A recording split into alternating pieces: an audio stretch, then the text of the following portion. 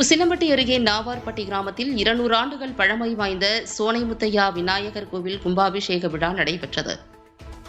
மதுரை மாவட்டம் உசிலம்பட்டி அருகே வகுரணி ஊராட்சிக்குட்பட்ட நாவார்பட்டி கிராமத்தில் சுமார் 200 ஆண்டுகள் பழமை வாய்ந்த அரசமரத்து சோனைமுத்தையா விநாயகர் கோவில் புதியதாக கட்டப்பட்டு கும்பாபிஷேக விழா நடைபெற்றது.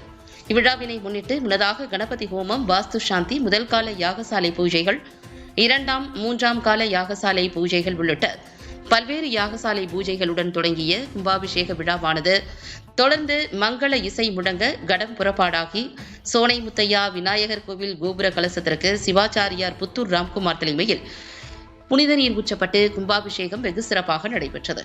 இதில் ஏராளமான பக்தர்கள் பங்கேற்று சுவாமி தரிசனம் செய்தனர். தொடர்ந்து பக்தர்களுக்கு அன்னதானம் வழங்கப்பட்டது.